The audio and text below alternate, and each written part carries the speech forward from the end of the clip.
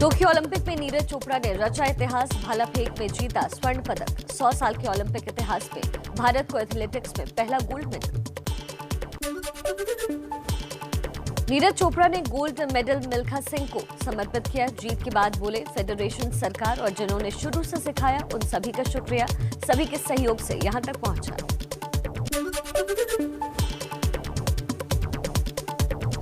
Gold medal विजेता नीरज चोपड़ा ने कहा, मेरा पूरा फोकस खेल पर था। मेरी मेहनत और देश के साथ ये जीत मिली। मैं समझ गया था कि दूसरा थ्रो बेस्ट है। अगला लक्ष्य 90 मीटर का रिकॉर्ड तोड़ना है। प्रधानमंत्री मोदी ने नीरज चोपड़ा को फोन पर जीत की बधाई दी। कहा, आपने देश को खुश कर दिया। देश के युवाओं को आपसे प्रेरणा मिलेगी। पानीपत में ने पानी दिखा दिया। राष्ट्रपति रामनाथ कोविंद ने भी नीरज को बधाई दी। बोले, आपने भाले के कई बाधाओं को भेदा और इतिहास भी रचा। आपकी मेहनत युवाओं को प्रेरणा देगी। गृहमंत्री अमित शाह, रक्षा मंत्री राजनाथ सिंह, ओम बिरला, जेपी नड्डा, राहुल गांधी, शरद पवार, शशि थरूर, सीएम योगी, ममता बनर्जी, उद्धव ठाकरे समेत तमाम नेताओं ने नीरज को बधाई दी। सीडीएस बिपिन रावत और सेना प्रमुख एमएम नरवणे ने भी नीरज चोपड़ा को बधाई दी। कहा, नीरज ने सेना और देश को गौरवान्वित किया। हरियाणा के मुख्यमंत्री मनोहर लाल खट्टर ने नीरज को 6 करोड़ रुपए और ग्रुप ए की नौकरी देने की घोषणा की है। कहा, हरियाणा के छोरे ने कमाल कर दिया। आज पूरा देश खुश है। पंजाब सरकार ने नीरज चोपड़ा को 2 करोड़ रुपए देने का ऐलान किया। मणिपुर सरकार और बीसीसीआई भी 1-1 करोड़ रुपए इनाम में देगी। इंडिगो एयरलाइंस की ओर से गोल्ड मेडल विजेता नीरज चोपड़ा को मिला तोहफा। 1 साल तक का अनलिमिटेड ट्रैवल का टिकट इनाम में दिया गया। खेल और फिल्म जगत के नामी हस्तियों ने नीरज को जीत की बधाई दी। तो लिटिल मास्टर सुनील गावस्कर ने भी गाना गाकर मनाया नीरज की जीत का जश्न। नीरज की जीत पर उनके गांव में जश्न का माहौल। नीरज चोपड़ा के परिवार ने एबीपी न्यूज पर जताई खुशी। पिता ने कहा, बेटे की कोशिश से देश का सपना पूरा हुआ।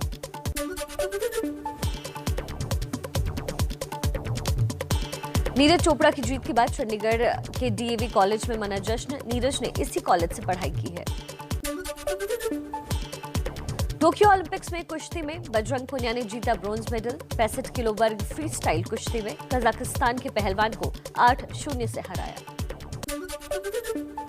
जीत के बाद बजरंग पुनिया ने कहा, गोल्ड नहीं लाने का दुख है। 2024 में गोल्ड लाने की कोशिश करूंगा। समर्थन करने को शुक्रिया। प्रधानमंत्री मोदी ने पहलवान बजरंग पुनिया से फोन पर बातचीत की और जीत की बधाई दी। पीएम ने कहा, हर भारतीय को आप पर गर्व है।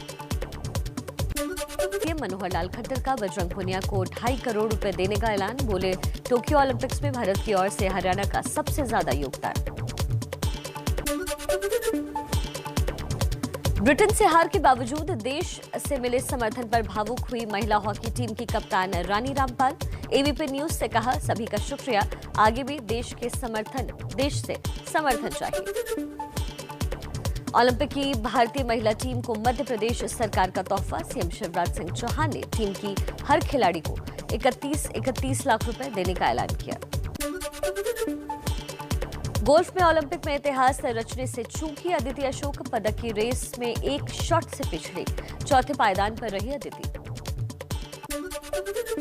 ओलंपिक में 6वां स्थान हासिल करने वाली डिस्कस थ्रो खिलाड़ी कमलप्रीत कौर का पटियाला में शानदार स्वागत किया गया। शनल इंस्टीट्यूट ऑफ स्पोर्ट्स की तरफ से सम्मानित भी किया गया। और एक कुछ और खबरों का रुख करते हैं फटाफट अंदाज में। राहुल गांधी का ट्विटर अकाउंट अस्थायी रूप से लॉक किया गया। राहुल ने दिल्ली कैंट के पीड़ित परिवार की तस्वीर ट्वीट की थी, जिसे ट्विटर ने डिलीट कर दिया था। राहुल गांधी के अकाउंट के निलंबन के दावे को ट्विटर ने खारिज किया। फिर कांग्रेस बोली, अकाउंट लॉक हुआ।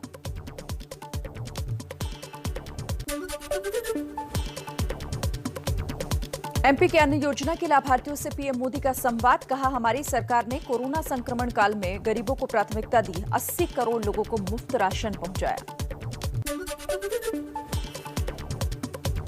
पीएम मोदी कल किसान सम्मान निधि की अगली किस्त जारी करेंगे। 9 करोड़ 75 लाख से ज्यादा किसानों के खाते में 19,500 करोड़ रुपए भेजे जाएंगे। एनसीपी नेता नवाब मलिक का सरकार पर निशाना, बोले विपक्ष पेगासस समेत कई मुद्दों पर चर्चा चाहता है, लेकिन मोदी जी ने गुजरात मॉडल देश में लागू कर दिया, बस हाजिरी के लिए सदन चल रहा है। बीजेपी अध्यक्ष जेपी नड्डा के यूपी दौरे का आखिरी दिन। नड्डा आज आगरा में जिलाध्यक्ष, जिला प्रभारी और क्षेत्रीय मोर्चा के अध्यक्षों के साथ बैठक करेंगे। लखनऊ से बीजेपी अध्यक्ष जेपी नड्डा का विपक्ष पर वार, कहा कोरोना काल में मददगार रही सरकार, क्वारंटीन रहे विपक्ष के नेता अखिलेश बोले किसानों के खिलाफ है सरकार।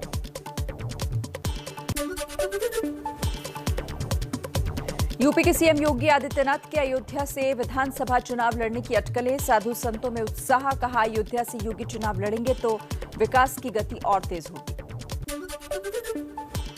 अयोध्या में 7 दिवसीय दीपोत्सव की तैयारी में योगी सरकार, 5वीं बार भव्य होगा आयोजन, मुख्य सड़कों समेत गलियों को भी सजाने का काम तेज।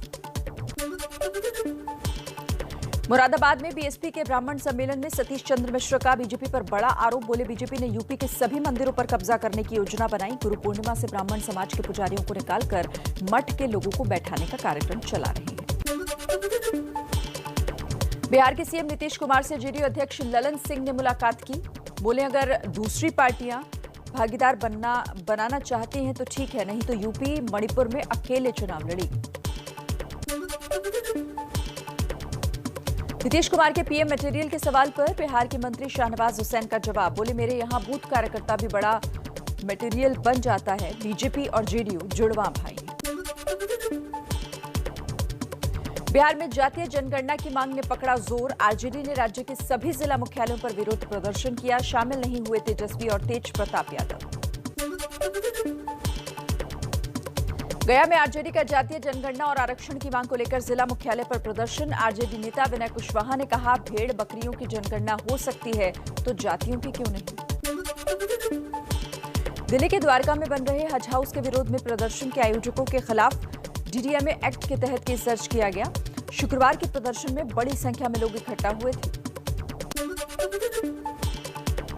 बीजेपी नेता हरीश खुराना का दिल्ली के सीएम पर बड़ा आरोप, बोले हज हाउस बनाने का निर्णय केजरीवाल की तुष्टीकरण की राजनीति को दिखाता है।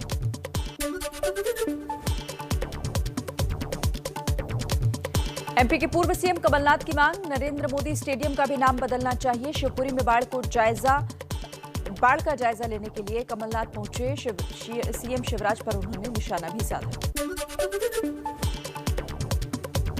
संसद की लोक लेखा समिति करेगी कश्मीर और लद्दाख का दौरा, 14 अगस्त से 17 अगस्त के बीच जाएगी टीम, सेना को मिलने वाली सुविधाओं का जायजा लेगी। समिति अधीर रंजन चौधरी समिति के अध्यक्ष हैं। कर्नाटक में मनचाहा मंत्रालय न मिलने से नाराज दिखे मंत्री आनंद सिंह, कहा मुख्यमंत्री से मिलकर अपनी बात रखूंगा। आनंद सिंह को पर्यावरण और पर्यटन मंत्रालय मिला है। त्रिपुरा में एक कार्यक्रम में शामिल होने जा रहे टीएमसी कार्यकर्ताओं पर हमला, टीएमसी नेता और कई कार्यकर्ता घायल हुए, कई वाहनों को नुकसान, कार्यकर्ताओं ने सड़क पर जाम कर हंगामा किया। कोरोना के खिलाफ जंग में भारत को मिली एक और वैक्सीन, जॉनसन एंड जॉनसन की सिंगल डोज वैक्सीन के इमरजेंसी इस्तेमाल की मंजूरी। चलिए आगे बढ़ते हैं और क्राइम से जुड़ी कुछ खबरें आपको बताएं तेज रफ्तार में।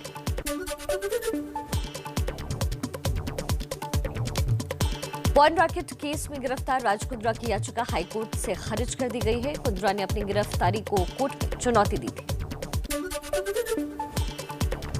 शर्लिन चोपड़ा ने एबीपी न्यूज से राज कुंद्रा की कंपनी से बोल्ड वीडियो की डील को लेकर बातचीत की।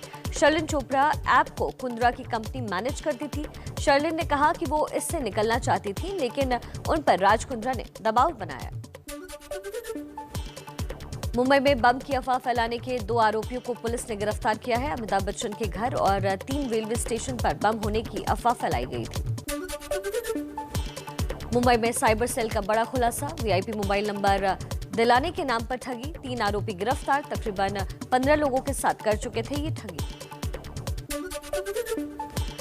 असम में सेना के 2 जवानों में तीखी बहस के बाद गोलीबारी की घटना सामने आई। एक ने दूसरे को गोली मारी, जवान की मौत, आरोपी को हिरासत में लिया गया।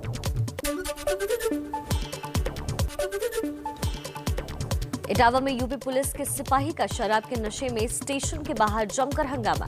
शराब की बोतल और वर्दी सड़क पर रखकर गाली गलौज करने का वीडियो हुआ वायरल। मौके पर पहुंची पुलिस ने परिवार को सौंपा। एमपी के उमरिया में जन्मदिन की पार्टी में डीजे बजाने पर विवाद। चाकू मारकर एक युवक की हत्या कर दी गई, 2 लोग घायल। पुलिस ने हत्या के 4 आरोपियों को गिरफ्तार किया। मध्य प्रदेश के छतरपुर में पुलिस ने लुटेरी दुल्हन और उसके गिरोह के 2 साथियों को गिरफ्तार किया है। कई शादियों कर लोगों को चूना लगा चुका है गिरोह। बिहार के दरभंगा में मंदिर की दहलीज पर पुजारी ने महिला को पीटा। पिटाई का वीडियो हुआ वायरल। मंदिर प्रबंधन ने तत्काल पुजारी को हटाया। बिहार के हाजीपुर में पुलिस का नशे के कारोबारियों पर छापा। भारी मात्रा में गांजे और शराब की खेप बरामद की गई। पुलिस ने 7 तस्करों को गिरफ्तार किया।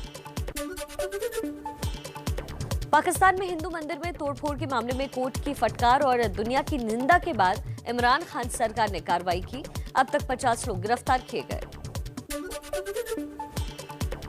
पाकिस्तान में आईएसआई ने 2 पत्रकारों को अगवा किया। वरिष्ठ पत्रकार हामिद मीर के भाई आमिर मीर और पत्रकार इमरान शौकत लापता।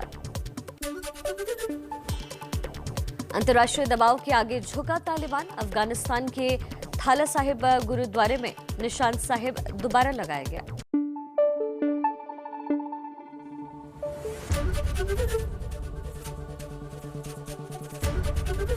एबीपी न्यूज आपको रखे आगे।